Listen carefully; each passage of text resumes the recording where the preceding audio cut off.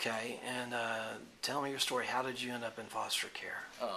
From the age I was about 12, my mother started drinking real bad, and she had divorced with my stepfather, and her drinking started getting real out of hand, and it got to the point where I wasn't going to school, and my friends were making fun of me and stuff, so because I was taking care of my mother.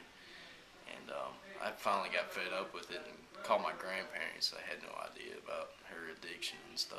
And, we went to court several times and had to testify against my mother in court. And my grandparents had got custody of me for about a year. And then they had got divorced. And me and my grandfather didn't get along too well because I didn't like the authority.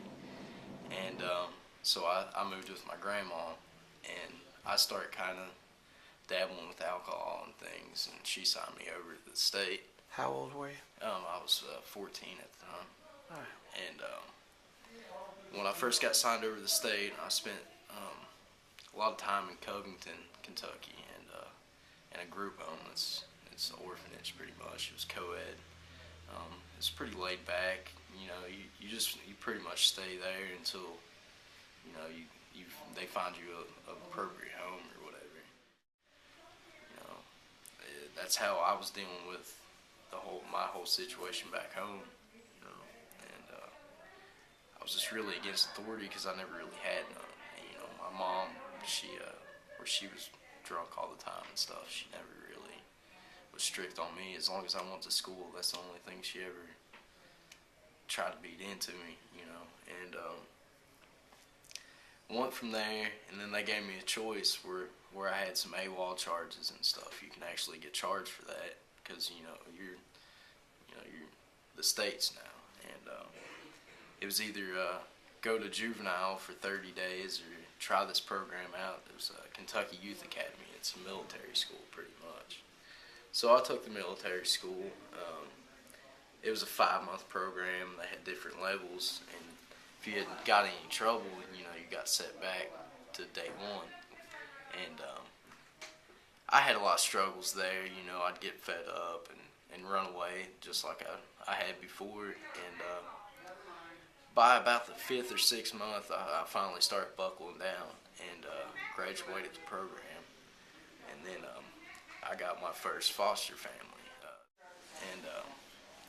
From there, I went down to, I went to Hazard, Kentucky, and moved in with a regular old Baptist family. And I can tell this is going to go bad. Right? Not really. It's just they were really strict. They didn't really believe in TV. Or anything. Hazard County Baptist. No, it was actually Perry County. Hazard was the name of the town. Right. And the only time I could truly be myself was when I was at school. I felt like I had to put a cloak on as soon as I got to the house. If I didn't go to church on Wednesday or Sunday, I had to sit in my room, stuff like that. And, that's hard to beat into a teenager. I'd went to my social worker and explained to them the situation. They were real cool with it. And they were like, well, we got this new family, and it's in Pikeville, Kentucky. And it's way down southeastern Kentucky towards West Virginia and Virginia. And I said, well, I'll try them out. And he was like, I think you'll get along with them. And moved down there. And at first, it was straight up farm, city boy. Wasn't used to it at all. I had to gather eggs before I got on the bus every morning, stuff like that. But I wound up staying there until I was 18. And, I still have a relationship with them now. But they were really cool.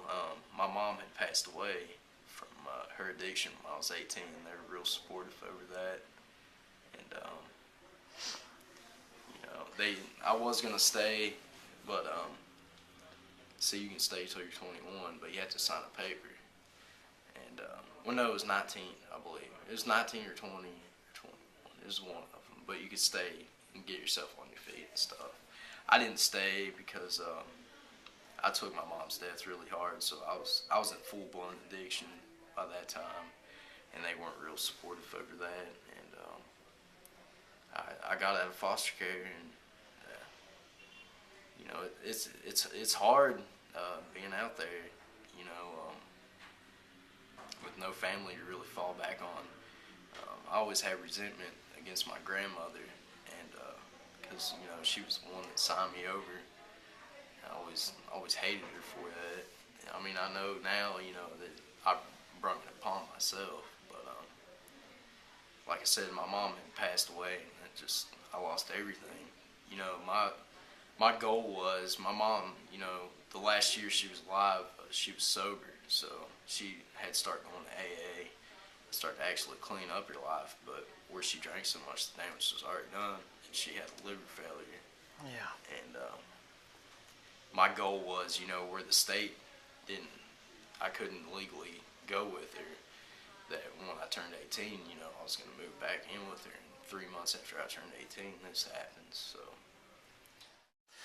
Tell me about the first, when you were aging out and the first day. What was that like? It was scary because, you know, when I was in actual foster care, I didn't have to work, you know, had no bills to pay. Everything was taken care of, you know.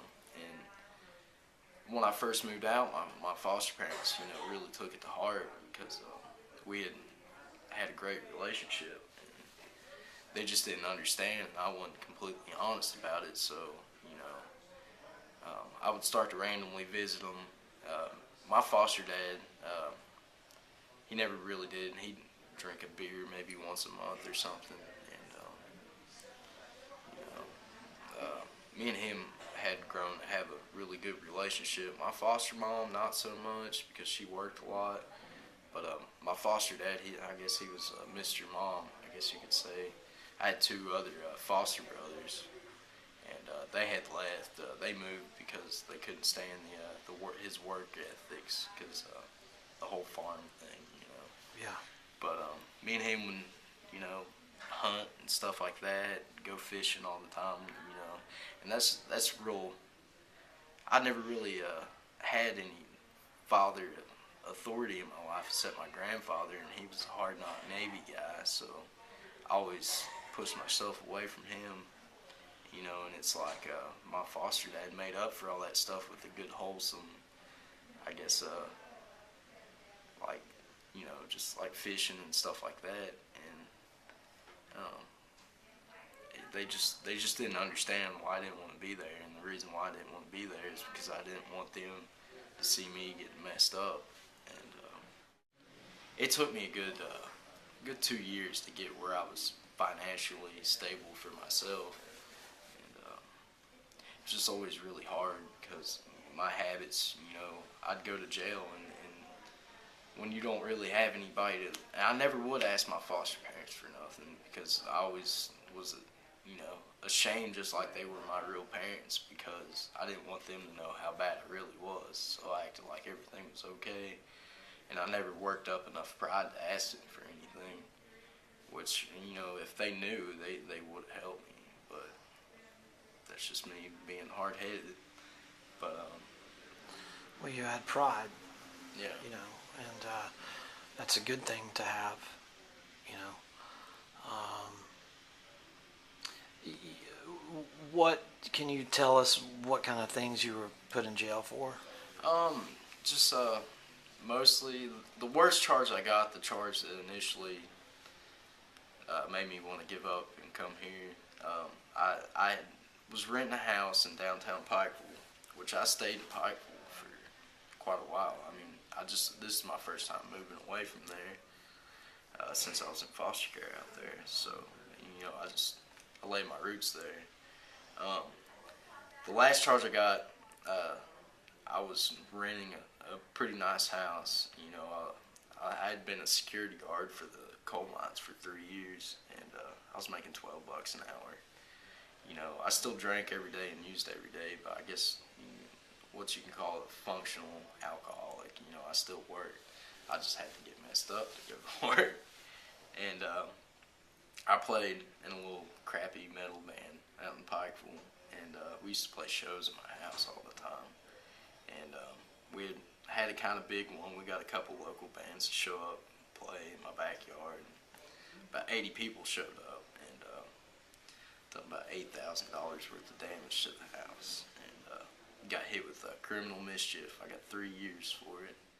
Was there anybody that cared about you, like during your time in foster care? What do you mean? Well, who was there? Someone that you knew cared about you that made a difference to you?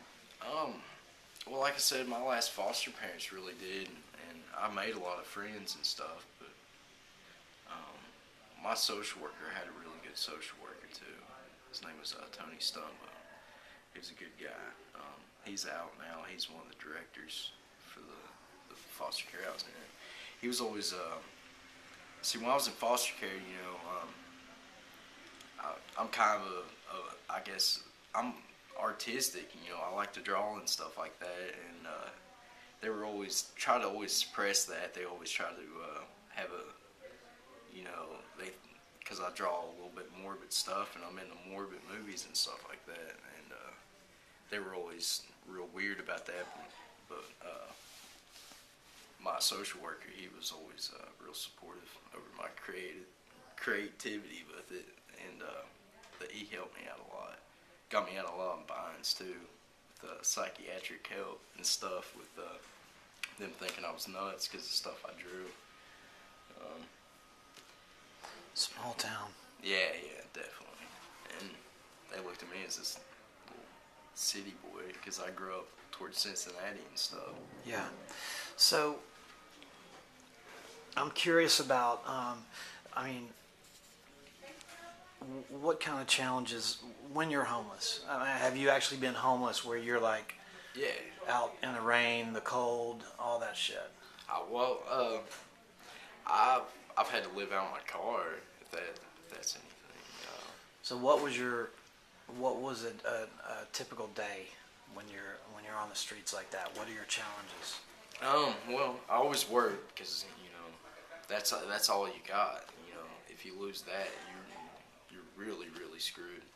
The hardest thing I think was my main thing was trying to hide the fact that I was in this situation. It was really embarrassing. You know, like having to go to a friend's house and be like, "Oh man, I'm late. Is it cool if I just take a shower here?" or something like that. Like I said, I had to live out my car, and I just act like I was real busy all day. You know, I was out driving around and stuff. Really, I just didn't have anywhere to go, and then I parked my car up in the hills and sleep in the night. I had to do that for about a month.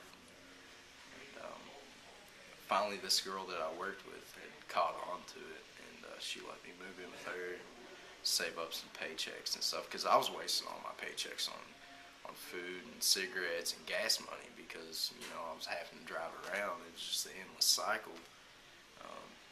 But yeah, it's just, you can't ever relax, you know. But like I said, the main thing for me was just the embarrassment of it. And having to hide that fact. Yeah. And act like everything was okay when it was the shambles. Where are you headed in 10 years from now? I don't really know. What are your dreams? I mean, this may sound silly, but before I came here, I had set dreams, but those all involved the things that I'm trying to break here. Now I just I've got a girlfriend now, and I just want to be with her, and I've got a daughter, and I want to be there for her. How old is she? 4.5. It's a good age. Yeah, it's a scary age. She's starting to catch on to things now. What kind of things? Like why I'm here,